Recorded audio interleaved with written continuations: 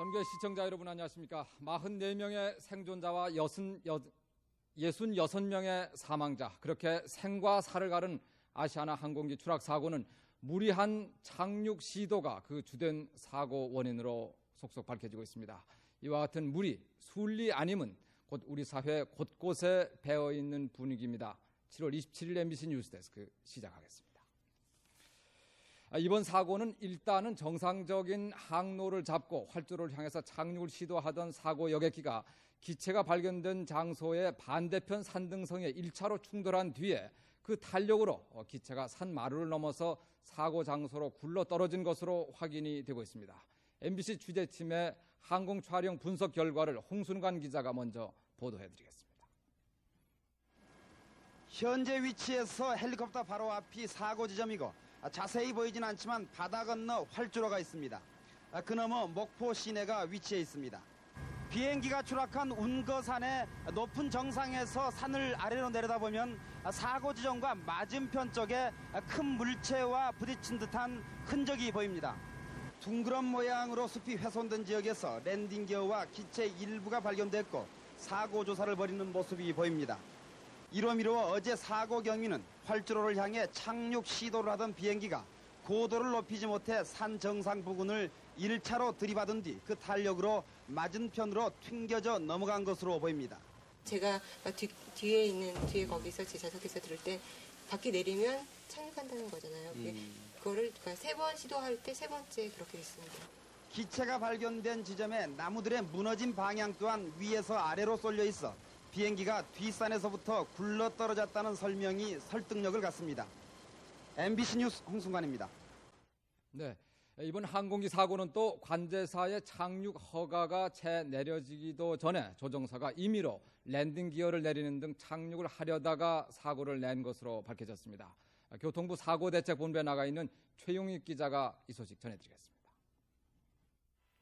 이 같은 사실은 교통부 사고조사반이 목포공항 관제탑의 관제사와 사고가 난 항공기 조종사 간에 교신한 내용을 담은 녹음 테이프를 분석한 결과 밝혀졌습니다. 교통부에 따르면 사고 직전 관제 요원인 김원권 해군 중사가 항공기 조종사에게 접근 허가를 준 뒤 착륙 허가를 내리기 전에 활주로가 보이면 응답하라고 했으나 조종사가 응답 없이 착륙을 시도하다가 사고가 일어난 것으로 조사됐습니다.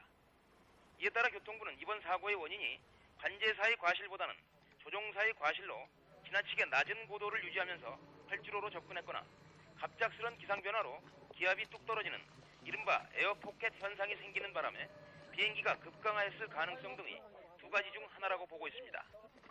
교통부는 시정거리 2,800m 이상일 경우에만 착륙할 수 있는 목포공항 일대의 기상 상태가 바다 안개 등의 이동 등으로 수시로 급변해 당시 시정거리가 2,600m에서 5,000m까지 오락가락한 것으로 나타났다고 말했습니다.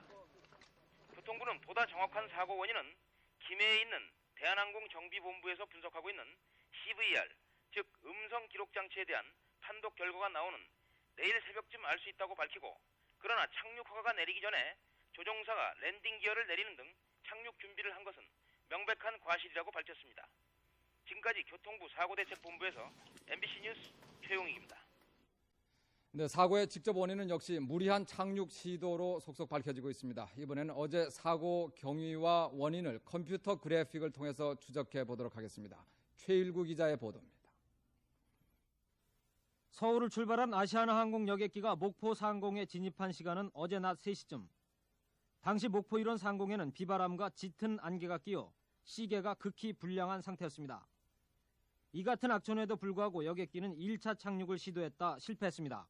이때가 오후 3시 20분. 이럴 경우 인근 광주공항으로 회항하는 것이 상식이지만 목포 관제탑은 2차 착륙을 허가했습니다. 목포 시내와 화원 반도를 시계 반대 방향으로 10분간에 걸쳐 크게 선회한 여객기는 2차 착륙에 돌입했으나 시계 불량으로 역시 실패했습니다. 바로 이 부분에서 뒤늦게나마 회항 조치가 이루어졌다면 끔찍한 사고는 방지될 수 있었습니다. 그러나 피서인파 등을 가득 태운 여객기는 3차 착륙을 고집했고 마지막 교신을 끝으로 해남군 야산에 충돌했습니다. 악천후를 무릅쓴 채 랜딩 기어까지 내리고 착륙을 시작한 여객기는 그러나 정상 고도보다 훨씬 낮은 높이로 하강하다 야산 남측에 한 차례 충돌한 뒤 북측 계곡으로 굴러떨어졌습니다. 조종사가 무리한 착륙을 시도하다가 갑자기 나타난 장애물을 보고 비행기 자체를 높여줌으로써 최초의 부딪힌 장소에 부딪혀서 다음 능선을 타고 넘어서 계곡에 추락하는 사고로 이렇게 추측을 해볼 수가 있습니다. 사고 기체에서 떼어낸 블랙박스를 분석할 경우 보다 정확한 사고 경위와 원인이 나오겠지만 사고 여객기가 무리한 착륙을 감행함으로써 고귀한 인명을 빼앗은 사실은 블랙박스가 없더라도 확연히 드러나고 있습니다. MBC 뉴스 최일구입니다. 앞서 항공 촬영 보도에서도 확인했듯이 아시아나 항공 여객기는 목포 공항에 세 번째 착륙을 시도하면서 너무 낮게 비행하는 바람에 야산에 추락하고 말았습니다. 그러면 사고 여객기가 왜 이렇게 규정에 정해진 고도보다 낮게 날았는가? 뉴스데스크는 목포 공항 주변의 모형도를 놓고 항공 관계자와 함께 사고 원인을 추정해 보도록 하겠습니다. 지금 이 자리에는 해군 조종사 출신인 서울항공의 황춘동 이사께서 나와 계십니다. 황 이사님, 먼저 사고 경위를 설명해 줄 수 있겠습니까? 예.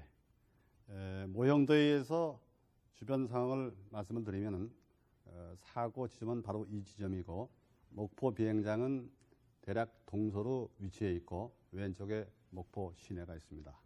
사고 항공기는 목포 비행장에 도착을 해서 1차 착륙 접근을 시도해서 목포 비행장으로 접근 중 목포 비행장 활주로를 발견하지 못하고 다시 승려를 해서 돌아와 가지고 2차 시도를 다시 하였으나 마찬가지로 목포 활주로를 보지 못하고 다시 돌아왔습니다. 다시 돌아와서 3차 시도를 하는 중에 너무 낮게 착륙 접근함으로써 산 후면에 부딪히면서 산마루를 넘어서 이 지역에 추락하였습니다. 네. 그러면 그 산을 보지 못했다는 겁니까? 어떻습니까? 이 사고 원인은 어떻게 보고 계십니까? 예, 사고 원인을 크게 보면 세 가지가 되겠습니다. 먼저 착륙 접근을 시도하던 항공기가 절차상 고도보다 너무 낮게 접근함으로써 산에 충돌하였을 가능성과 다음은 당시의 현지의 기상 상태가 매우 불량해서 착륙 접근 도중에 이 지역에서 요란 기류를 만남으로 해서 비행기가 갑자기 고도가 떨어지면서 비행을 하면서 산에 부딪혔을 가능성. 세 번째는 매우 심한 폭우, 기타 다른 원인으로 인해서 항공기 고도를 지시하는 고도계가 실제 고도보다 높게 지시함으로써 실제 항공기는 낮게 비행하게 되어 산에 부딪히면서 추락하였을 가능성, 이 세 가지로 볼 수 있겠습니다만은 이것은 음성 기록 장치나 비행 기록 장치를 분석을 하면은 정확한 원인이 밝혀질 것으로 생각이 됩니다. 네, 황 기자님 수고하셨습니다. 대검찰청은 오늘 아시아나 항공 여객기 추락 사고와 관련해서 사고 원인을 철저히 규명하라고 관할 광주지검에 지시했습니다. 검찰은 이에 따라 광주지검 목포지청에 수사본부를 설치하고 아시아나 항공 관계자와 생존 탑승객을 상대로 사고 원인 규명 수사에 나섰습니다. 또 경찰도 전남 해남군 화원면 화원국민학교 수사본부를 설치하고 사고 당시 관제탑 근무자와 승무원, 목격자 등에 대한 증언을 청취하고 있으며 관련 기관과 합동으로 사고 원인을 조사하고 있습니다. 어제 추락 참사를 빚은 아시아나 항공 소속 보잉 737 여객기의 제조회사인 미 보잉사는 사고 원인 규명에 협력하기 위해서 조사관과 조종사, 기술자로 구성이 된 3명의 조사단을 어제 한국에 파견했다고 오늘 밝혔습니다. 네, 참혹한 사고였습니다만 그러나 이번 사고에서는 여느 비행기 추락 사고와는 달리 많은 목숨을 구할 수가 있었습니다. 그나마 생존자가 이렇게 많았던 것은 무엇보다 동네 주민과 공무원 그리고 군인과 경찰의 헌신적인 구조 작업에 그 큰 몫을 했습니다. 사회부 임대근 기자의 보도입니다. 평화로운 해남군 산골 마천마을. 이곳에 사고 여객기에서 빠져나온 승객으로부터 비행기 추락 소식이 전해지면서 갑자기 온 마을이 부산해집니다.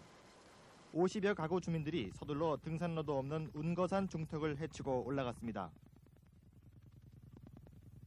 가운데 동체 부분은 계곡에서 바로 한 100m 바로 밑에 계곡이가 지금 산산조각으로 나가고 있습니다. 시체는 거기서 많이 일하고 얼른 말해서 공중 분해되어 있어요. 시체가 사방에 널려져가지고 전기불도 안 들어오고 그래서 확인할 수가 없어요. 주민들의 노력으로 부상자들이 속속 구출됐습니다. 너무 가파르니까 업고도 못 내려오고 어린애들만 우선 구해서 이렇게 업고 내놨어요. 이 도시 사람들이 저는 일치 단결해서 한 사람이야 구하려고 예언을 썼습니다. 이 나무를 꺾어서 들것을 옷을 찢어가지고 옷을 바퀴가랑 이어가지고 들것 만들어서 모두 들고 내려오고요. 긴급 출동한 젊은 군인과 경찰이 본격적인 생존자 후송에 나섭니다. 이게 무슨 재난이 있을 때는 최우선적으로 달려가려는 그런 마음 자세를 가지고 있습니다. 그리고 우리 병사들이 땀 흘려가면서 탈진 상태까지 이르는 그런 과정까지 이르면서 저희들은 생존자를 먼저 구조한다는 그런 마음으로 우선적으로 구조를 했고. 구조하는 것을 좀 보니까 그 바람이 너무 세가지고 그 사람이 그 밧줄을 잡고 탈 수 있는 사람만 구조가 되고 정신이 없는 사람은 구조가 안 돼요. 그래서 저는 차라리 이것이 도보로 구조하는 것이 더 낫지 않을까 그렇게 생각해서 주민들의 협조를 얻어갖고 또 어깨를 밀고 또 어느 분은 또 얻고 또 어느 분은 단가로 들것이를 만들어갖고 이렇게 해서 저희들이 구출된 생존자들은 헬기로 일단 목포 공설운동장으로 후송된 뒤 목포와 해남 지역 병원들로 옮겨졌습니다. 상태가 심한 부상자들은 좀 더 큰 병원으로 옮겨지는 등 신속한 응급 체계가 실시됐고 특히 사고 소식을 듣고 달려온 시민들의 아낌없는 헌혈로 많은 중상자들이 위험한 고비를 넘겼습니다. 이 같은 시민과 군경의 합동 작전은 오늘 새벽까지 계속됐습니다. 또 마천마을 주부들은 오늘 정성을 모아 만든 주먹밥을 유족과 사고대책본부 사람들에게 전달했습니다. 얼마 전 우리는 구조 작업의 미숙으로 바로 눈앞에서 두 사람의 희생자가 급류에 휩쓸리는 모습을 보았습니다. 이번 여객기 사고는 비록 60여 명이 숨지는 대형 참사였지만 신속한 구조 활동 속에 꼽힌 따뜻한 정을 느낄 수 있었습니다. MBC 뉴스 임대근입니다. 네. 그래도 많은 목숨을 구할 수 있었던 두 번째 이유는 비행기가 추락하면서 먼저 잠목숲에 걸려서 충격이 많이 완화가 됐고 또 연료 탱크도 폭발하지 않은 행운이 그나마 뒤따랐기 때문이었습니다. 윤정식 기자의 보도입니다. 사고 여객기는 목포 공항 활주로를 향해 저공 비행하던 중 랜딩 기어가 산 정상 근처 20-30년생 잠목숲에 걸려 곤두박질 치면서 능선 반대편으로 동강나 흩어졌습니다. 즉 산과 기체가 정면 충돌하지 않고 충격은 컸지만 기체가 숲을 미끄러지듯 튕겨나간 것으로 보입니다. 따라서 충격이 크게 완화돼 연료 탱크의 폭발 등 사고의 악화를 막을 수가 있었습니다. 또 동강난 동체 조각 가운데 기체 앞부분은 능선을 넘어 곤두박질 쳤지만 뒷부분은 숲을 타고 계곡 아래로 미끄러져 내려가 희생자를 줄일 수가 있었습니다. 따라서 뒤쪽 좌석에 타고 있던 탑승객들이 앞이나 중간 좌석 탑승객들보다 훨씬 높은 생존율을 보였습니다. 저희는 그냥 앉아서 허리 피우고 이제 내린다 이렇게 쭉 내리고 있었거든요. 그래서 그러니까 딱 자세, 내릴 자세만 취하고 있었습니다. 통상 비행기가 착륙할 때 뒷꼬리부터 땅에 닿기 때문에 앞좌석이 덜 위험한 것으로 알려졌지만 이번 사고의 경우 추락할 때 앞부분이 먼저 충돌해 앞좌석 승객들의 희생이 크게 늘었습니다. MBC 뉴스 윤정식입니다.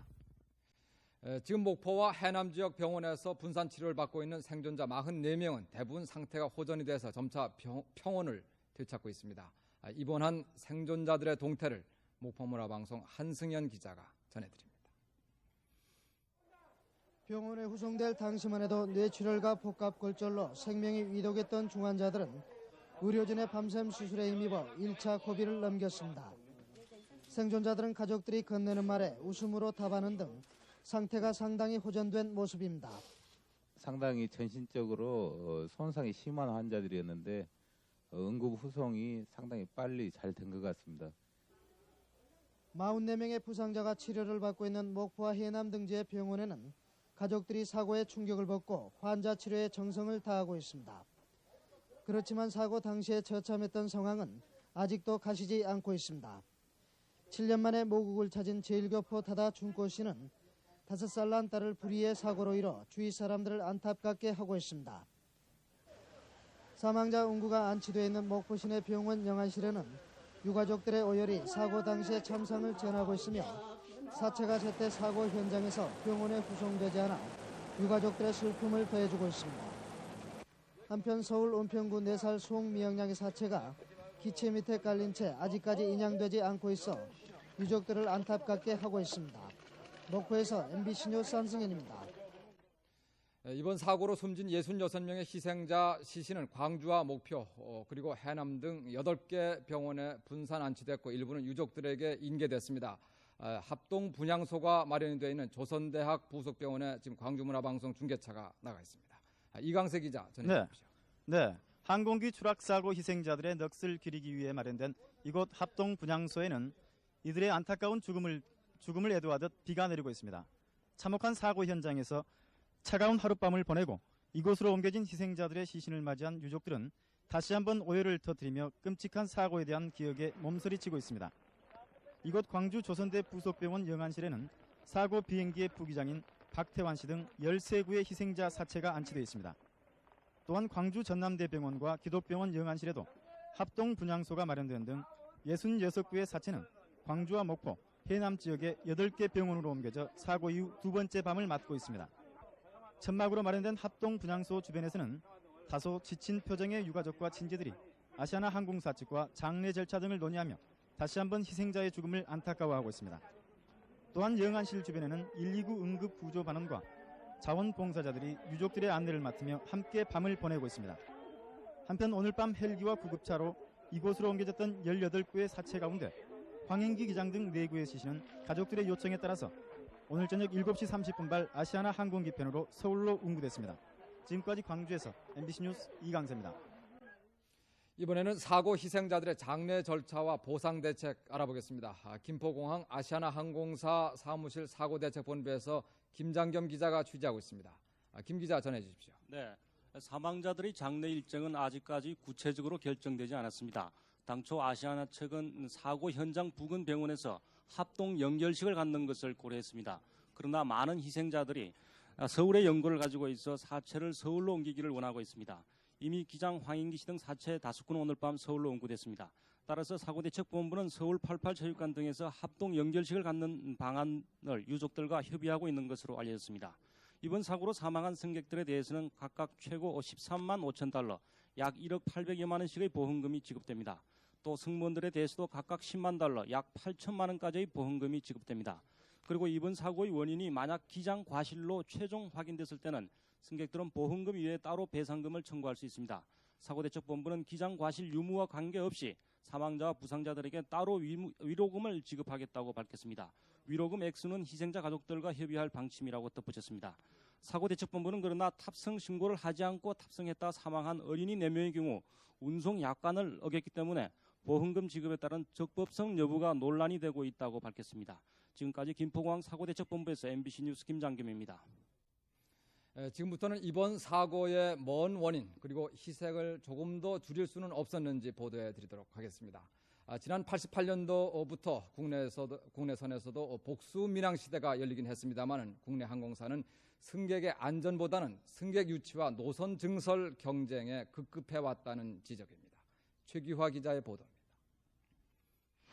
지난해 아시아나 항공의 기량률은 2%, 대한항공의 기량률은 2.6%, 선진국 항공사들의 기량률 3% 정도보다 낮은 수치지만 바람직한 것은 아닙니다.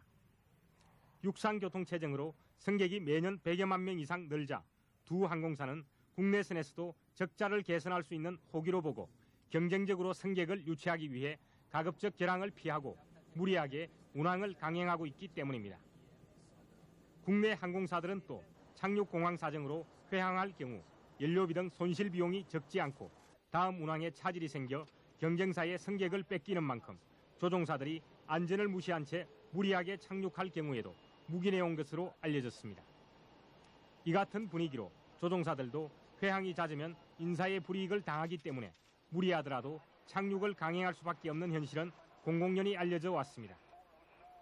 무리한 운항 등 과열 경쟁에 몰두해온 국내 항공사들은 또 승객 수송을 늘리기 위한 노선 정설에만 급급하고 승객의 안전은 뒷전에 둔 태도를 보여왔습니다. 88년 2개 노선으로 출발한 아시아나 항공은 현재 16개 노선으로 늘렸고 뒤질세라 대한항공도 작년과 올해 5개 노선에 새로 취항했습니다. 두 항공사는 또 초반부터 승객의 안전을 위해 협조하기는커녕 무역센터 공항터미널 출자와 직원 스카우트 공방 등 갖가지 눈앞의 이익을 놓고 파문을 일으켜 비난을 받아왔습니다. MBC 뉴스 최기아입니다. 앞서 보도대로 이번 추락 사고가 난 뒤에 신속하고도 헌신적인 구조 활동은 정말 인상적이었습니다. 그러나 좀 더 비상시에 대비한 조직적인 구급 체계가 갖추어졌더라면 하는 아쉬움 남습니다. 보도에 사회부 이현재 기자입니다. 추락 사고의 생존자 구호 활동을 벌이고 있는 응급 차량입니다. 구급차는 산소호흡기와 수혈 세트, 그리고 외상 처치에 필요한 기본 장비와 의약품을 갖춰야 합니다. 그러나 이 응급차의 내부는 텅 비어 있습니다.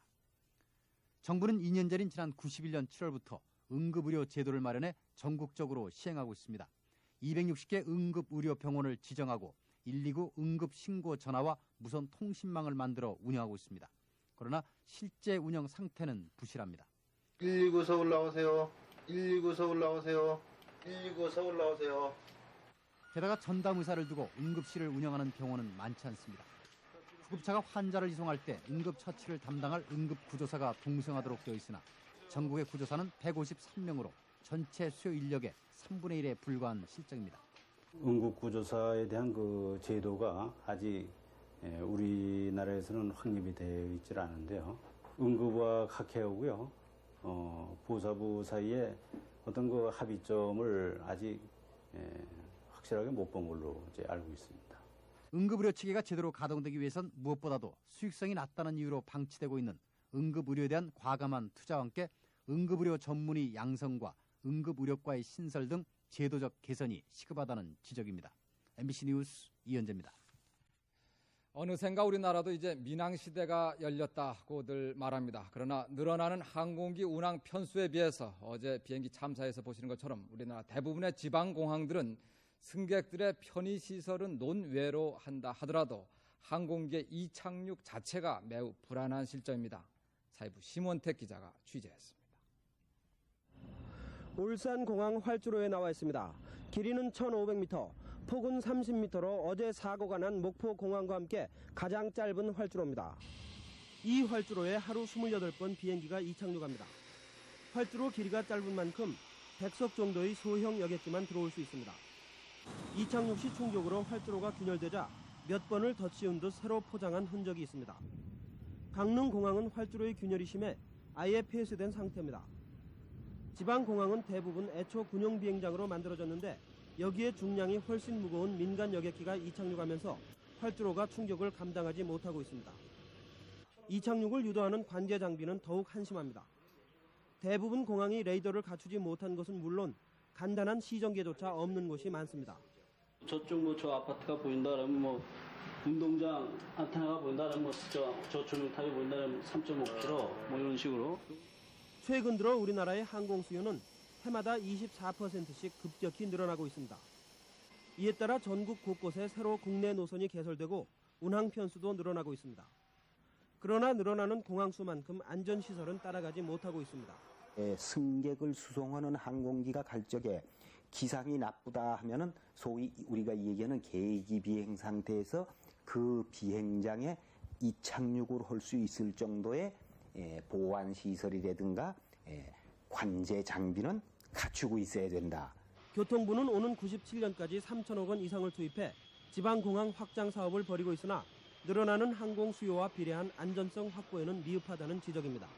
MBC 뉴스 심원택입니다. 네.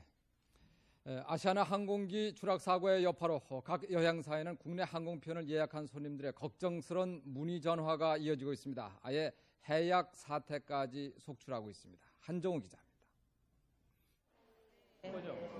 변기로 잘 가는데요. 안 가고 열차를 지금 애매하는 중이에요. 무서워서요. 굉장한 어떤 충격을 받았습니다. 제가 자주 이용했던 그 비행기이기 때문에 그런 열차로 한번. 사상 최대의 항공기 참사는 비행기 손님들의 발길을 고속버스나 철도로 돌렸습니다. 서울역에는 지난주보다 30% 가까이 늘어난 예매 손님들이 몰렸습니다. 보다시피 그 대합실이라든지 그 예매 대기객이 상당히 많이 늘었어요. 예전화 많이 늘었습니까? 네, 지금 그 상당히 그 전화가 폭주하고 있는 개념입니다. 휴가철 대목을 노리던 여행사들도 비상이 걸렸습니다. 그렇더라도 어저께 그것 때문에 저희들 그 대책회의를 가졌어요, 아침에. 그래서 이제 그 지휘기획실로 하여금 전부 다 진상조사를 하라고 그랬는데 오늘 아침에 제가 오자마자 체크를 해보니까 손님들로서 한 대여섯 통의 그런 문의 전화가 왔던 걸로. 사고 발생 하루 만에 비행기를 이용하려던 사람들이 예약을 취소하는 사태가 빚어지기 시작했습니다. 이야기했던 분들의 취소가 꽤 있는 것 같고 또 앞으로 아주 휴가철의 시즌인데 앞으로 1, 2주간은 상당한 타격이 있지 않겠나 그런 생각이 듭니다. 특히 사고를 낸 항공사의 예매 취소율이 급증했고 항공 사정을 묻는 문의 전화가 빗발쳤습니다. 관광업계에서는 대형 사고의 후유증이 최소 2주일은 지속된다며 가뜩이나 어려운 국내 관광업이 올여름 심각한 불황에 빠지지는 않을까 걱정하는 모습이었습니다. MBC 뉴스 한정호입니다. 김영삼 대통령은 오늘 아시아나 여객기 추락 사고와 관련해서 한 사람의 생명이라도 더 살릴 수 있도록 부상자 치료에 최선을 다하고 희생자들에 대한 장의 절차와 보상에 만전을 기하도록 하라고 황인성 국무총리에 지시했습니다. 김 대통령은 또 악천후와 험준한 지형에도 불구하고 헌신적인 인명구조와 자발적인 헌혈에 나선 마을 주민과 경찰, 군 장병들의 노고에 깊은 감명을 받았다면서 이들을 표창하도록 할 것을 지시했다고 이경재 청와대 대변인이 전했습니다. 네. 아시아나 항공기 추락 참사가 오늘 국회 교통최신위원회에서 추궁이 됐습니다. 사고 조정실의 실제 대화 내용을 비롯한 오늘 회의 소식을 정치부 유기철 기자가 전해드리겠습니다. 오늘 교통최신위원회에서는 사고기의 조정실 대화 녹음 테이프가 처음으로 공개됐습니다.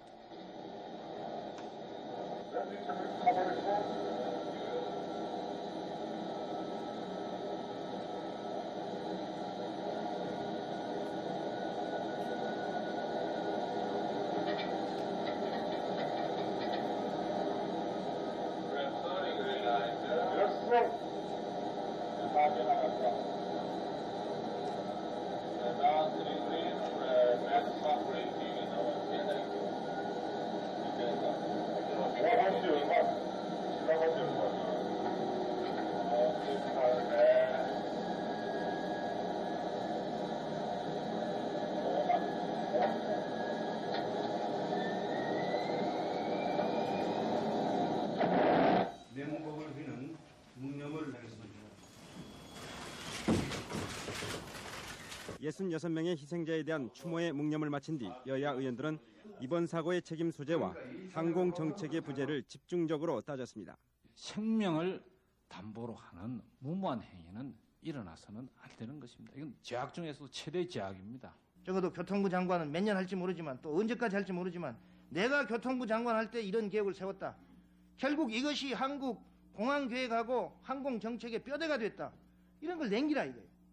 이계 교통부 장관은 다음 달 중 국내 항공사와 전국 14개 전 공항을 대상으로 특별 안전점검을 실시하겠다고 답변했습니다. 이와 같은 참사를 당하게 된 것에 대해서 다시 한번 머리 숙여 사죄의 말씀을 올립니다. 참고인 자격으로 자진 출석한 박성용 금호그룹 회장과 박삼구 아시아나 항공사장은 법적 도의적으로 모든 책임을 지겠다고 다짐했습니다. 그러나 일부 의원들은 아시아나 경영진을 앞장서 옹호하는가 하면 아시아나 경영진은 교통부의 잘못이 없다는 식으로 두둔하고 나서 개운치 않은 뒷맛을 남겼습니다. MBC 뉴스 유기철입니다. 네, 여러분 안녕하십니까. 아시아나 항공 수속 여객기가 추락한 전라남도 해남군 화원반도 사고 현장에서는 이 시간에도 어둠을 밝힌 채 수색 구조 작업이 계속되고 있습니다. 탑승자 106명, 지금까지 살아있는 것으로 확인된 승객 승무원은 모두 33명으로 밝혀지고 있습니다. 사고 비행기는 목포행 아시아나항공 소속 보잉 737편 여객기였습니다. 오늘 오후 2시 37분 김포에서 목포로 떠날 때 승무원 6명 그리고 승객 100명이 이 비행기에 타고 있었습니다. 사고 원인은 당시 목포공항의 악천후 때문인 것으로 지금까지 알려지고 있습니다. 오늘 KBS 뉴스는 추락 현장을 중심으로 수색 구조 작업, 당시 상황, 원인 등을 자세히. 네, 그럼 먼저 사고 현장에 나가 있는 박창기 기자 전화가 지금 나와 있습니다. 이 시간 현재 구조 수색 작업 점검을 해드리겠습니다. 박 기자. 네, 박찬기입니다. 전해 주십시오. 네, 아시아나 여객기가 추락한 지점은 해남군 하원면 마천리 매봉산 주기 8부 능선입니다. 이곳은 바로 진도대교와 마주보는 육지의 땅끝에 있는 비교적 높은 산입니다. 사고가 난 현장은 마을에서도 멀리 떨어진 데다 추락 현장이 60~70도 경사에 절벽으로 접근 자체가 매우 어렵습니다. 현재 군 장병과 경찰, 의료진 등이 들것으로 부상자를 우선 옮기고 있습니다. 부상자들은 해남 종합병원과 목포 한국병원 등으로 옮겨지고 있습니다. 사고를 목격한 주민들과 생존자들은 비행기가 사고 순간 3차례 선회한 뒤 치솟다가 산 정상 부근에 추락했다고 말했습니다. 사고 비행기는 해발 300여 미터 산 8부 능선에 두 농광난 채 처박혀 있고 인근에는 희생자들의 주검과 소지품 등이 널려 있습니다. 특히 오늘 사고의 생존자들은 대부분 안전띠를 매지 않고 있다가 1차 추락 순간 튀겨나온 사람들이고 어린이들이 많습니다. 좌석에 안전띠를 메고 앉았던 사람들은 거의가 희생된 것으로 추정됩니다. 현재도 군용 대형 헬기와 각종 헬기 10여 대가 현지에 도착해 사상자 후송을 하고 있으나 날이 어두워 현장에 착륙할 수 없는 데다가 한 사람씩 옮기고 있어 더욱 후송이 지연되고 있습니다. 현장 입구에는 탑승자 가족과 군경, 항공사 직원 등이 몰려들고 있으나 실제 사고 현장에는 접근하기가 매우 어려울 뿐 아니라 날이 어두워 밤 구조는 큰 어려움이 예상되고 있습니다. 지금까지 비행기 사고 현장에서 전해드렸습니다. 네, 현장에서 방금 박창기 기자의 리포트가 있었습니다만 지금 계속되고 있는 군 헬리콥터의 구조도 무리한 상황입니다. 우리 취재 KBS 헬리콥터도 접근이 어려워서 아직까지 테이프가 도착하지 않고 있습니다. 도착하는 대로 가장 궁금한 현장 모습 가장 빠르게 전해드리겠습니다. 네, 그럼 여기서 사고 현장과 가장 가까운 거리에 있는 KBS 목포 방송 스튜디오 연결합니다. 박찬진 기자, 이창진 기자. 예, 이창진입니다. 네, 수고 많습니다. 사고 순간이 궁금한데 어떻게 생존자와 인터뷰가 가능했습니까? 네, 지금 병원에 가서 인터뷰를 해왔습니다만은 한마디로 말해서 현장은 아수라장 그대로였습니다. 생존자인 그 조기정 씨의 말과 또 승객 여기 이게 항공사 직원 얘기를 직접 들어보시겠습니다. 용당 공항 쪽으로는 비구름이 꽉 차가지고 기장 이야기가 5분 정도 선회하면은 비구름이 지나갈 것이다. 그러니까 5분 정도를 선회하겠다고 이야기했어요. 저기 몇 번 시도를 했었어요. 그 전에도 착륙을 하려고. 몇 차례 안 시도했어요? 한 3번 정도 했을 거예요. 그래가지고 이제 착지를 하는데 진동이 굉장히 오더라고요. 그래가지고 다시 떴어요. 한번 착지했다가 다시 떠가지고 그러고는 꽝 했는데 그래가지고 뭐 기체들이 갈기갈기 찢어졌는데 저는 거기서 뭐 이제 아수라장이 되니까 애들이 울고 아주머니들이 살려달라고 하는데 그 중에서 제가 컨디션이 제일 나왔어요. 그 중에서. 그래서 어떤 아주머니 가서 보니까 발목이 막 찢어지고 해서 지혈을 해주고 그러니까 그때가 제가 긴장이 돼갖고 움직였는데 저도 좀 시간이 지나니까 막 가슴이 온몸이 다 아픈 거라요. 그래서 움직이지도 못하고 있었죠. 나중에 이제 거기 마을 사람들이 오고 난 다음에 이제 저기 뭡니까 외쳐주니까 위치를 파악한 거죠. 그런데 저하고 같이 있었던 데는 애들이 몇 명 있었는데 지금 다 구출됐는지 모르겠어요. 그러고 떨어지는 순간에 기체가 뒷부분이 밀렸어요. 쫙 밀려가지고 그 미끄럼 타듯이 밀렸었단 말입니다. 아마 거기서 어떤 충격 완화가 된 것 같아요. 나무들이 잡목들이 부서지면서.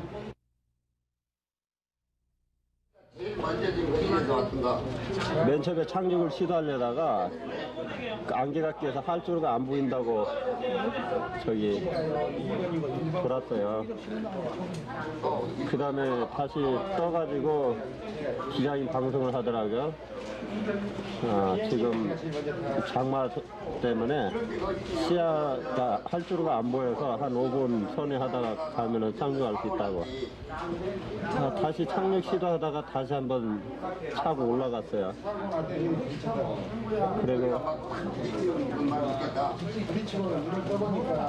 그리고 이제 저는 또 그거 세 번째 이제 착륙을 시도할 때 착륙하나 보다 하고 순간적으로 잠들었어요. 근데 갑자기 꽈당 하면서 머리가 치고 비행기가 하나씩 추락하더라고요. 그래서 저는 이게 죽는 건가 보다 하고 바다로 떨어지는지 산으로 떨어지는지 처음부터 멈췄어요. 제가 정신을 차려보니까 의자가 막 이렇게 쌓여있고 앞에서 여자 신음소리가 들리면서 살려달라고 그러다가 기체는 산 중턱에 부닥쳐가지고 박살났어요. 그래서 제 우측 부분 이해하고 떨려있기 때문에 의자 덮고 있는 걸 밀쳐내고 그 여자 승객하고 제 부인이 옆에 타고 있었습니다. 같이 탈출해 나왔어요. 그때 상황요? 착륙하다가 착륙하는 줄 알았어요. 바다가 어디 박은 것 같은. 그랬어요. 안개가. 이거 좀 환자를 좀 먼저 치료해야 될 거 아니에요? 내려가다가 잘못 안개 때문에 그랬는지 딴 데로 기장님 착륙하다가. 성함이 누구세요? 성함 박진아 씨예요? 네. 몇 살입니까? 23살입니다. 네, 이창진 기자. 조금 전에 첫 목격자 얘기를 들어보니까 그 하원반도 추락하기 전에 한번 착륙을 시도하다가 쾅 소리가 났다는 거 보니까 조종사가 끝까지 비상 착륙을 한번 시도했었던 것 같습니다. 그렇죠? 그러니까 처음부터 5차례 정도는 그런 그 착륙을 시도했었다고 합니다. 그러니까 활주로에 들어가기까지도 3차례나 그런 그. 아니. 제가 말씀드리는 건 저 추락 현장에서의 얘기입니다. 네, 비상 그런데 사고 직후까지 그 실종으로 우리가 알았었는데 탑승장 중에 생존자가 직접 내려와서 추락 사실을 확인해줬죠. 그러니까요. 신고 경위가 실종 소식을 들은 그 해군에서 헬리콥터 석 대를 동원해가지고 수색 작업을 벌였거든요. 이때 발견된 것이 오후 3시 40분이었습니다. 그래서 그 현장에서 헬리콥터가 구조를 해가지고 사람 좀 건장한 사람은 바로 마을로 내려 보내가지고 마을 주민들을 출동시켜서 구조에 참여하도록 이렇게 유도를 했고 헬리콥터는 그때 7사람을 수송을 했었습니다. 구조해서요. 그래서 그 탑승자 가운데 생존자가 22살 김현식 씨가 마을로 내려와서 신고를 했던 것이고 헬리콥터는 현장에서 바로 구조 작업에 임했었습니다. 이창진 기자. 지금 들어온 소식에 따르면 생존자가 35명으로 늘어났다 하는 반가운 소식이 계속해서 들어오고 있습니다. 지금 이 시간 수색 작업, 구조 작업 어떻게 진행되고 있습니까? 맨 먼저 현장 소식은 들었습니다만. 지금 생존자는 44명으로 지금 확인이 됐습니다. 그래서 그렇습니까? 헬리콥터가 26명을 구조를 했고 또 앰뷸런스가 18명을 구조를 해가지고 각 병원에 수송을 했는데 44명이 생존자로 확인됐습니다만은 이 가운데 2명이 병원에서 치료를 받다가 아깝게 숨을 거뒀습니다. 이분들에게 신원은 아직 밝히지 않고 있습니다만은 병원마다 헌혈을 위해서 많은 분들이 참여를 하고 있습니다. 현재 31사단에서 250명이 참가를 해줬고 육군 충장사 사자부대 병사 200명이 그리고 영암 군청 직원 40명이 육군 8332부대 장병 350명 등이 헌혈을 위해서 각 환자들이 입원하고 있는 병원에 대기하고 있습니다. 네, 이창진 기자. 현재 사고 수습 대책본부가 지금 구성이 돼 있죠.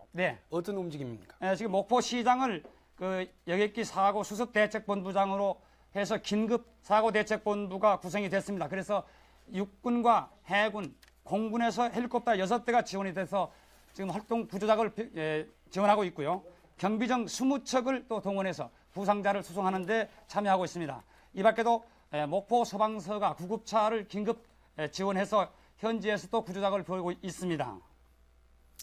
네, 목포 이창진 기자 계속해서 수고를 해주십시오. 소식 종합해서 전해드리겠습니다. 그럼 이 시간 현재 구조된 생존자 그리고 탑승자 명단을 정리해서 보여드리겠는데 지금 교통부 집계는 조금 전에 35명으로 생존자가 늘어났다는 보고가 들어오고 있습니다. 그러나 방금 들으신 것처럼 KBS 목포 방송국 이창진 기자는 지금 구조된 사람이 44명으로 확인되다는 반가운 소식을 전하고 있습니다. 그럼 지금부터 알려드리는 이 생존자와 탑승자 명단에 조금의 차이는 있습니다. 조재익 기자가 자세히 정리를 해드리겠습니다. 탑승자 106명 가운데 이 시각 현재까지 살아있는 것으로 확인된 사람은 모두 44명입니다.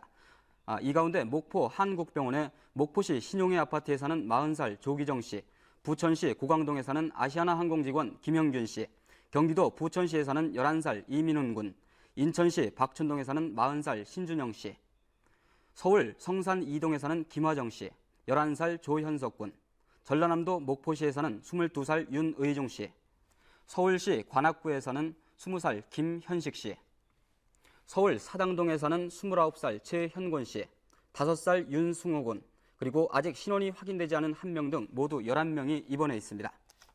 목포 성콜롬방 병원에는 서울 방화동에 사는 9살 임효빈 군이 입원 치료를 받고 있으며 해남 남일의원에는 서울 사당동에 사는 30살 문형권 씨와 어린이 11명 등 모두 12명이 입원해 있습니다. 해남 종합병원에는 부천에 사는 7살 김정은 양과 6살 임진 양, 그리고 신원이 확인되지 않은 어린이 2명 등 모두 4명입니다. 목포 기독병원에는 인천시 박천동에 사는 6살 신나라 양이 입원해 있고 무안중앙병원에는 경기도 하남시에 사는 박봉래 씨가 입원 치료받고 있는 것으로 확인됐습니다. 또한 경기도 부천에 사는 25살 한송희 씨도 적십자병원에서 치료를 받고 있는 것으로 방금 확인됐습니다. KBS 뉴스 조재익입니다. 네, 다시 한번 말씀드리겠습니다. 교통부에서는 지금 35명이 생존자로 밝혀졌다 이런 보고를 하고 있고 현지 KBS 목포 방송국 이창진 기자는 현지에서 44명이 생존자로 밝혀졌다는 얘기를 조금 전에 전해드렸습니다. 네, 앞서 말씀드린 것처럼 사고가 난 아시아나 여객기는 목포 지방에 내린 많은 비 그리고 당시 기상 악화에 따라서 광주공항으로 돌아가던 중에 사고를 당한 것으로 밝혀지고 있습니다. 자세한 사고 개요를 이준삼 기자가 종합해서 전해드립니다. 보잉 747 아시아나 여객기가 김포공항을 출발한 것은 오늘 오후 2시 37분이었습니다. 약 40분 뒤인 3시 15분쯤 목포 상공에 예정대로 도착했으나 심한 비가 내리는 등 기상 상태가 크게 나빠 도저히 착륙할 수 없는 상황이었습니다. 이 비행기는 3시 38분까지 20여 분 동안 공항 상공을 선회하면서 3차례나 착륙을 시도했으나 실패했습니다. 이어 기장은 관제탑에 도저히 착륙할 수 없으니 광주 송정리 공항으로 돌아가겠다는 교신을 보낸 직후 갑자기 연락이 끊기고 레이더에서도 사라졌습니다. 이때가 오후 3시 41분이었습니다. 비행기가 실종된 것입니다. 공항 측은 비상사태에 들어가 사라진 비행기를 추적했으나 이미 레이더에 포착되지 않은 채 교신은 완전히 끊긴 상태였습니다. 비행기는 레이더에서 사라진 지 약 4분 만인 오후 3시 45분쯤 전남 해남군 하원면 억수리에 있는 해발 324m의 운거산 중턱에 추락한 것으로 밝혀졌습니다. 생존자들에 따르면 비행기는 동체 부분이 야산에 곤두박질 치면서 크게 부서졌으나 다행히 불이 나지 않아 뒷좌석에 앉았던 승객들은 목숨을 건질 수 있었다고 전했습니다. 그러나 추락 사실은 실종 1시간 45분 뒤인 오후 5시 25분쯤에야 생존자 가운데 한 명인 김현식 씨가 해남경찰서 하원지서에 신고함으로써 확인됐습니다. 구조작업이 그만큼 늦어진 것입니다. KBS 뉴스 이준삼입니다. 현재 김포공항에 마련되어 있는 사고대책본부에서는 공항 관계자와 항공사 관계자들이 사고 원인을 분석하고 사후 대책에 분주한 모습을 보이고 있다는 소식이 들어오고 있습니다. 김포공항에 KBS 중계차 나가 있습니다. 김정훈 기자. 네. 그곳은 어떻게 보고 있습니까? 사고 원인을? 예, 아시아나항공 측은 사고 자체가 워낙 엄청난 것이기 때문에 그 경위에 대해서는 현재로서는 보다 상세한 조사가 이루어져야 상황이 파악되지 않겠느냐 이렇게 조심스러운 반응을 보이고 있습니다. 그러나 대책본부의 일부 기술팀들은 사고 비행기가 착륙할 당시 목포공항이 강풍과 폭우, 안개 등으로 인한 최악의 기상 상황이었다는 점에 1차적인 사고 원인을 두고 있습니다. 네, 김정훈 기자. 네. 지금 생존자 명단이 계속해서 엇갈리고 있습니다. 교통부는 35명, 그리고 현지에서는 44명이 생존자로 확인됐다고 하고 있는데 네. 이렇게 106명 중에 44명이면 아직 모르겠습니다. 수색하고 구조작업이 계속되고 있으니까 생존자는 더 늘어날 가능성도 있습니다. 이렇게 생존자가 다행히 있었다는 거, 예. 그쪽에서는 어떻게 보고 있습니까? 전문가? 생존자가 비교적 많았다는 데 대해서 대책본부 측은 우선 사고 비행기가 추락한 뒤에 폭발로 인한 화재가 일어나지 않았던 점을 우선 꼽고 있습니다. 이와 함께 추락 현장이 울창한 산림 지역으로서 충격을 크게 덜어줄 수 있었고, 사고 비행기의 황인기 기장이 비행 경력 20년의 베테랑으로서 승객 피해를 최소화하기 위해서 나름대로 노력을 하지 않았겠느냐 하는 점도 피해를 줄일 수 있었던 요인으로 분석하고 있는 입장입니다. 네, 어떤 대책이 마련되고 있습니까? 그곳에서는? 예, 대책법은 현재 그 유가족을 사고 현지에 내려보내는 등 사후 대책에 부심하고 있는 모습입니다. 현재 대책본부에는 유가족들이 몰려와서 탑승한 가족의 생사를 확인하며 오열하는 모습이 곳곳에 눈에 띄고 있습니다. 대책본부 측은 많은 유가족들이 몰려오자 8시 정기편에 현지에 내려가기를 원하는 유가족 30여 명을 탑승시켜서 현지로 출발시켰습니다. 이어서 조금 전 8시 반쯤에는 이해구 내무부 장관, 이계익 교통부 장관, 그리고 박삼구 아시아나 항공 사장 등이 현지 상황 파악을 위해서 특별기편으로 김포공항을 떠났습니다. 아시아나 항공 측은 이곳 서울 운항본부와 사고 현장 등 두 곳에 대책본부를 마련해서 유가족의 편의를 돌보고 사후 조치를 취해 나가겠다고 밝히고 있습니다. 아시아나 항공 측은 또 내일 목포로 떠나는 정기항공 2편을 취소하는 등 목포공항에 대한 안전점검이 끝날 때까지 목포 취항을 일시 취소하겠다고 밝혔습니다. 지금까지 대책본부 현장에서 말씀드렸습니다. 네, 계속해서 아시아나 항공 대책본부 점검해드리겠습니다. 서울 회원동에 있는 아시아나 항공 본사는 창사 이래 처음 발생한 이번 항공기 추락 사고에 당황하고 있습니다. 원인 분석과 사후 대책을 지금 서두르고 있습니다. 아시아나 항공사 본사 대책본부에 나가 있는 중계차 계속해서 연결해드리겠습니다. 배정원 기자. 네, 배정호입니다. 전해주십시오. 네, 아시아나 항공 측은 지난 88년 12월 항공기 운항을 처음 시작한 이래 처음 발생한 여객기 사고를 맞아서 박성용 금호그룹 회장과 회장을 중심으로 전 직원이 비상근무에 들어가는 등 사고 수습과 대책 마련을 위해서 분주하게 움직이고 있습니다. 금호그룹 측은 오늘 저녁 7시 반 박정구 금호그룹 부회장과 박삼구 아시아나 항공 사장 등을 특별기편으로 사고 현지로 내려보는 데 이어서 오후 8시 이태재 아시아나 고객 서비스 실장을 팀장으로 하는 30여 명의 현장 대책반을 사고 현지로 보내 사고 수습에 나서고 있습니다.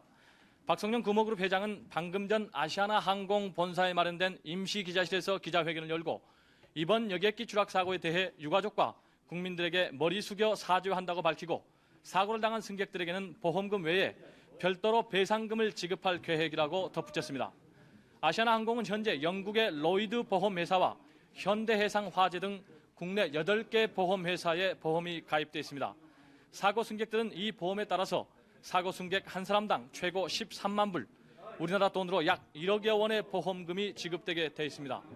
오늘 사고가 난 비행기는 보잉 B737-500 여객기로 지난 90년 미국 보잉사에 의해 제작돼 지난해 11월 아시아나 항공사에 도입이 됐습니다. 사고 여객기는 아시아나 항공이 보유한 26대의 항공기 가운데 가장 작은 기종으로 현재 국내 지선만 운행되고 있습니다. 운행되는 국내 지선은 사고가 난 목포를 비롯해서 울산과 진주, 이해천 등 모두 4군데입니다. 오늘 사고가 난 여객기의 황인기 기장은 지난 88년 8월 공군 소령으로 전역해서 아시아나 항공에 입사했으며 지금까지 모두 8,000시간의 비행 기록을 갖고 있는 것으로 밝혀졌습니다. 지금까지 아시아나 항공 본사에서 전해드렸습니다. 다음은 정부 쪽 움직임 체크해드리겠습니다. 정부는 이계익 교통부 장관을 중심으로 한 긴급사고대책본부를 구성하고 피해자 구조와 정확한 사고 원인 조사에 나서고 있습니다. 악천후도 문제지만 목포공항 활주로는 비행기가 안전하게 착륙할 수 있는 계기 착륙 장치가 없어서 처음부터 그 문제점이 지적돼 왔었습니다. 네, 교통부에 나가 있는 박상수 기자 전화로 연결하겠습니다. 박 기자. 네, 박상수입니다. 전해 주십시오. 네, 정부는 교통부 청사 상황실에 이계익 교통부 장관을 본부장으로 중앙사고대책본부를 마련했으며 이계익 교통부 장관은 사고조사반원 8명과 함께 오늘 저녁 사고 현지로 떠나 사고 원인 조사와 피해자들의 구조 작업을 펴고 있습니다. 교통부는 특히 항공기가 추락한 지점이 해발 300여 미터의 산 중턱이어서 현장 접근에 어려움이 많아 국방부와의 협력을 통해서 해군과 공군 헬기 등을 가능한 한 많이 보내 구조 작업을 펴도록 독려하고 있습니다. 교통부는 또 추락한 아시아나 항공기가 악천후에도 불구하고 무리하게 여러 차례씩이나 착륙을 시도한 경위를 중시하고 조종사와 관제탑의 안전수칙 준수 여부 등을 정확하게 조사할 계획입니다. 아시아나 항공기가 착륙을 시도한 목포 공항은 지난해 7월 1일 개항했으며 활주로 너비가 30m, 길이 1,500m로 대형 항공기의 이 착륙은 불가능한 데다가 항공기의 자동 착륙 시설도 없는 것으로 밝혀졌습니다. 따라서 오늘 같은 악천후 속에 목포 공항에 여러 차례 착륙을 시도한 것은 애초부터 무리할 수밖에 없었던 것으로 판단됩니다. 또한 목포 공항은 바닷가 염전 가운데 있어서 안개 현상도 많은 것으로 나타났습니다. 이에 따라서 목포 공항 이용객들은 항공기가 안전하게 이착륙할 수 있도록 근본 대책을 요구해온 것으로 알려졌습니다. 교통부에서 전해드렸습니다. 네, 사고 비행기 탔던 사람들 휴가철이 시작되면서 대부분 가족들과 함께 여름 휴가에 나섰던 사람들이었습니다. 네, 이 가운데는 아직 정확한 생존자 명단이 밝히지 않았지만 한 가족이 모두 참변을 당한 경우도 있습니다. 그리고 서로 생사가 엇갈리는 경우도 있어서 더욱 우리들의 마음을 안타깝게 하고 있습니다. 사고 비행기 탑승자의 가족을 한번 만나봤습니다. 이동철 기자입니다. 청천벽력 같은 사고 소식에 모두들 넋을 잃었습니다. 병석에 누운 아버지에게 차마 사고 소식을 전하지 못한 김경자 씨 집에는 천운을 다해 생존해 있기를 바라는 안타까운 마음뿐이었습니다. 제가 모셔다 드렸는데. 목포로 출장 갔다 사고를 당한 김대욱 씨 집에는 국민학교에 다니는 아들만 아버지 없는 텅 빈 집을 지키고 있었습니다. 엄청난 사고 소식을 아는지 모르는지 어린 아들은 부모님이 목포로 내려간 사실만 알고 있어 더욱 안타깝습니다. 사고 비행기에 탑승한 승객들은 대부분 가족과 함께 여름 휴가를 떠나다 변을 당했습니다. 김형균, 한송이 부부가 살고 있는 이 아파트 출입문은 이렇게 굳게 잠겨 있습니다. 여름 휴가 기간에 완도에 있는 시댁으로 간 김 씨 부부 가운데 남편은 생존한 것으로 확인됐으나 부인은 아직 생사조차 확인되지 않고 있습니다. 시댁에 시부모가 편찮으시다는 소리 들었거든요. 여승무원 김정아 양의 아파트 자취방입니다. 옷가지가 흩어져 있고 달력에는 비행 스케줄이 적혀 있습니다. 올 1월에 항공사에 입사한 김 양은 그동안 승무원 교육을 마치고 서울 목포간 국내선에 처음으로 투입됐습니다. 아직 안타깝게도 생사가 확인되지 않고 있습니다. 부모 마음이 부모가 봤을 때 다른 마음일 거 아니에요. 우리는 아무래도 제3자니까 걱정은 돼도 부모 마음하고 다를 것 같아요. 부모님 지금 올라오시고? 예, 올라오시는 중이에요. 어처구니 없는 사고에 아직 생사조차 확인하지 못하고 있는 가족들은 그저 살아만 있기를 바라는 안타까운 마음뿐입니다. KBS 뉴스 이동채입니다. 김영삼 대통령은 오늘 아시아나 항공기 추락 사고와 관련을 해서 생존자를 신속히 구조해서 치료에 최선을 다하는 등 사고 수습에 만전을 기하라고 황희승 국무총리를 비롯한 내각에 지시했습니다. 김영삼 대통령 특히 인명구조에 가능한 한 모든 군 인원과 장비를 총동원하라고 지시했습니다. 김영삼 대통령은 이번 사고로 인해서 많은 인명피해가 난 데 대해서 매우 가슴 아프게 생각한다면서 희생자들의 명복을 빌고 그 가족들에게 심심한 위로의 뜻을 전한다고 말했습니다. 추락한 사고 여객기는 지난 90년 미국 보잉사가 제작한 쌍발 제트기로 지난해 말에 아시아나 항공이 우리나라에 들여왔습니다. 김종진 기자가 사고 여객기의 재원과 성능을 알려드리겠습니다. 오늘 사고가 난 여객기는 아시아나 항공 소속 127인승 B737-500 기종입니다. 지난 90년 7월 17일 미국 보잉사에서 제작된 이 쌍발 제트기는 지난해 11월 30일 아시아나 항공 측이 중고 상태로 우리나라에 들여왔습니다. 이 여객기의 도입 가격은 2,700만 달러, 우리 돈으로 230억 원에 달한 것으로 알려졌습니다. 이 여객기의 무게는 31.2톤, 길이 31m, 폭 28.9m, 높이 11.1m로 아시아나 항공 보유 여객기 26대 가운데 가장 작은 기종입니다. 또 이륙 후 착륙하지 않고 한 번에 갈 수 있는 최대 항속 시간과 거리는 6시간 45분에 51,095km입니다. 아시아나 항공은 현재 사고 여객기와 같은 B737-500기를 모두 4대 보유하고 있으며 지난해 11월 1일 첫 취항시킨 이후 목포와 울산, 전주, 예천 등 국내 4개 노선에 하루 2차례씩 왕복 운항해왔습니다. KBS 뉴스 김종진. 아시아나 항공은 지난 88년 2월에 제2민항으로 허가를 받은 뒤에 운항 노선 확장에만 전념을 하다 보니까 지난 91년 한 해만도 1,200억 원에 가까운 막대한 적자를 냈었습니다. 아시아나 항공의 이 같은 지나친 노선 확장 경쟁은 결국 무리한 운항을 불가피하게 했다. 그 하나의 원인으로 지적되고 있습니다. 황성수 기자의 보도입니다. 금호그룹이 제2민간항공사 설립을 허가받은 것은 지난 88년 2월 12일입니다. 서울올림픽을 앞두고 우리나라의 복수민항 시대를 연 아시아나항공은 경쟁항공사의 견제 속에서도 2년도 채 안 돼 90년 초 도쿄를 시작으로 해외 노선의 취항에 나섰으며 지금은 국내 16개 노선, 해외 19개 노선을 운항하고 있습니다. 특히 이번에 사고가 난 서울 목포 구간은 아시아나가 지난해 12월 3일부터 매일 2차례씩 운항하던 구간으로 이 구간에는 특히 최신의 여객기인 보잉 737-500 시리즈 3번기가 투입됐습니다. 그러나 아시아나는 설립 당시 특혜 의혹과는 달리 자본 잠식의 위기에까지 몰리는 등 심각한 경영난을 겪어왔습니다. 아시아나는 1차 영업연도인 지난 89년 359억 원의 적자를 낸 데 이어 90년에는 821억 원, 91년도에는 1186억 원 등 해마다 적자 규모가 눈덩이처럼 불어났습니다. 아시아나항공은 이러한 적자를 타개하기 위해 경쟁 항공사와 치열한 노선 경쟁을 벌일 수밖에 없었으며 이러한 가운데서 무리한 운항이 불가피했던 것으로 드러났습니다. 특히 우리나라 항공사는 조종사와 정비사의 절대 부족 속에 노선 확장에만 치우쳐온 감이 없지 않았으며 서비스란 이름 아래 기상 여건조차 제대로 고려하지 않을 때가 많아 항상 사고의 위험성을 안고 있었다는 것이 전문가들의 지적입니다. KBS 뉴스. 비행기를 아는 사람들은 교통편충의 비행기처럼 가장 안전한 편도 없다. 이렇게 얘기를 하고 있습니다. 그러나 한 번 나면 큰 사고입니다. 오늘과 같이. 지금까지 국내외적으로 있었던 주요 항공사고를 일지로 살펴봐드리겠습니다. 이몽순 기자입니다. 오늘 발생한 아시아나항공 소속 여객기 추락 사고는 국내선 여객기 사고 가운데 사상자가 가장 많은 최대 참사입니다. 국내에서는 지난 80년 11월 19일 대한항공 747 여객기가 김포공항에 착륙하던 중 화재가 발생해 16명이 숨지는 사고가 났습니다. 82년 2월 5일에는 제주도 상공에서 공군 수송기가 추락해 탑승자 53명 전원이 숨졌습니다.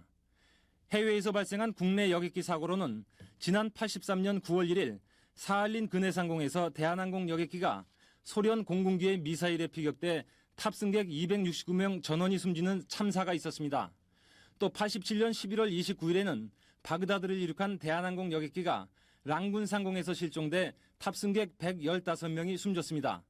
89년 7월 27일 대한항공 DC-10 여객기가 리비아의 트리폴리 공항에 착륙하던 중 추락해 72명이 숨지고 70명이 다쳤습니다.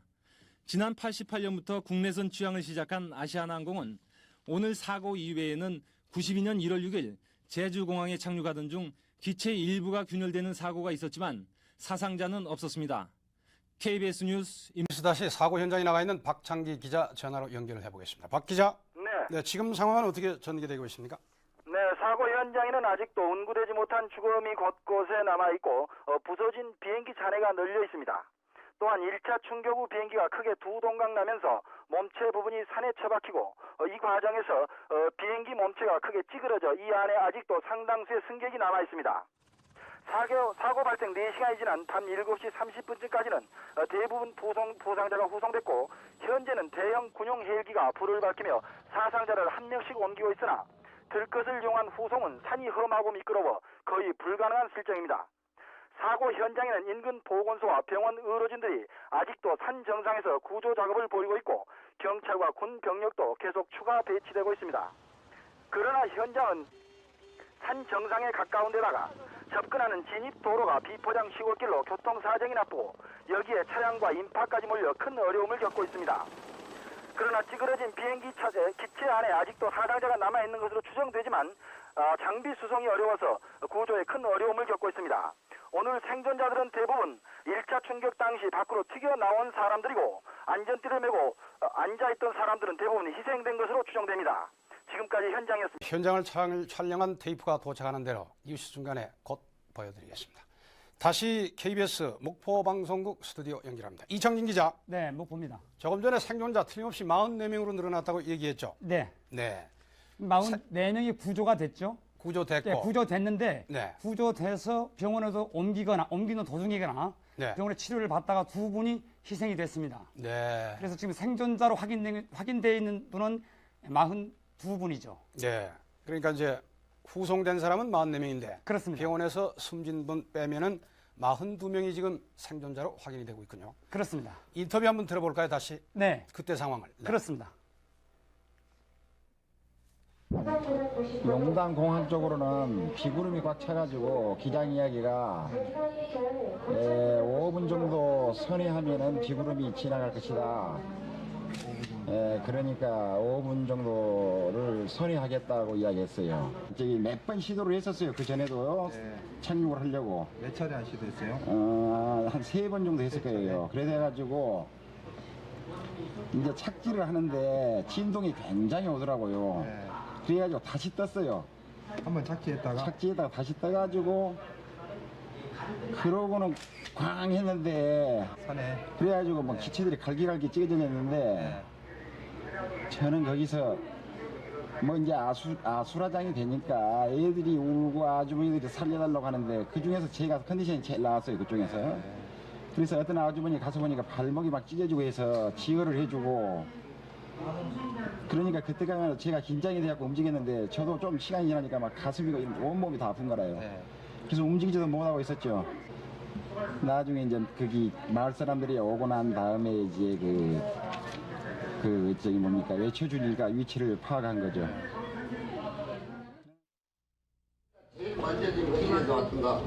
맨 처음에 착륙을 시도하려다가 안개가 끼어서 활주로가 안 보인다고 저기 돌았어요. 그 다음에 다시 떠가지고 기장이 방송을 하더라고요. 지금 장마 때문에 시야가 활주로가 안 보여서 한 5분 선회하다가 가면은 착륙할 수 있다고. 다시 착륙 시도하다가 다시 한번. 그때 상황요? 착륙하는 줄 알았어요. 바다가 어디 박은 것 같은. 그랬어요. 안개가. 이거 좀 환자를 좀 먼저 치료해야 될 거 아니에요? 네, 이창진 기자. 네. 현장에 너무 많은 환자들이 한꺼번에 몰리다 보니까 병원마다 피가 부족하다는 현지 소식이 있고 나서 지금 네. KBS에도 많은 사람이 전화가 오고 있습니다. 어떻게 하면 헌혈할 수 있느냐 하고 있는데 지금 어떻습니까, 병원은?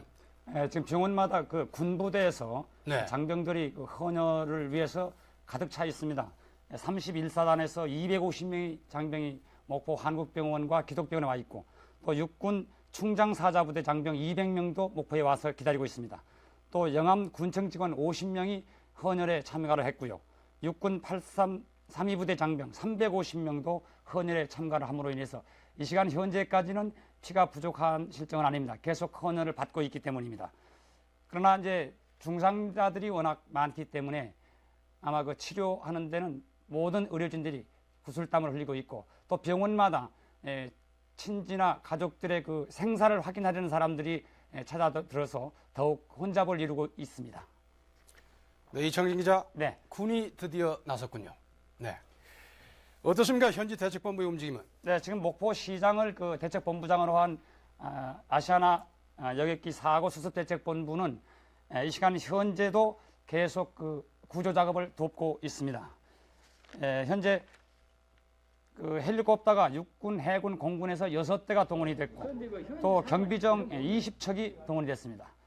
그리고 부상자를 수송하고 있긴 합니다만 목포 소방서와 해남 소방 출장소가 현장에 또 앰뷸런스와 구급차를 긴급히 보내가지고 수송하고 있습니다. 그래서 이 시간 현재 목포 한국병원에 8명이 입원하고 있고 또 목포 기독병원에 7명이 수송됐으며 홀론방병원에 6명, 목포 의료원에 3명, 목포 적시자병원에 1명, 그리고 무안중앙병원에도 1명이 있고 진도에 2명, 또 광주에는 긴급 환자가 또 한 분 후송됐습니다. 그래서 이 시간 현재까지 구조된 사람은 44명인데 이 가운데 2명이 아깝게 목숨을 잃은 것으로 이렇게 나타났습니다. 네, 이창진 기자 수고 많았습니다. 지금 생존자 들으신 것처럼 네, 들어가십시오. 네. 지금 생존자 수색 구조 작업 현장에서 불을 밝히고 계속해서 진행이 되고 있습니다. 따라서 생존자가 더 늘어날 가능성 더 높아지고 있습니다. 계속해서 현장 속보가 들어오는 대로 뉴스 도중에 신속하게 전해드리겠습니다. 그리고 특히 현장 테이프 들어오는 대로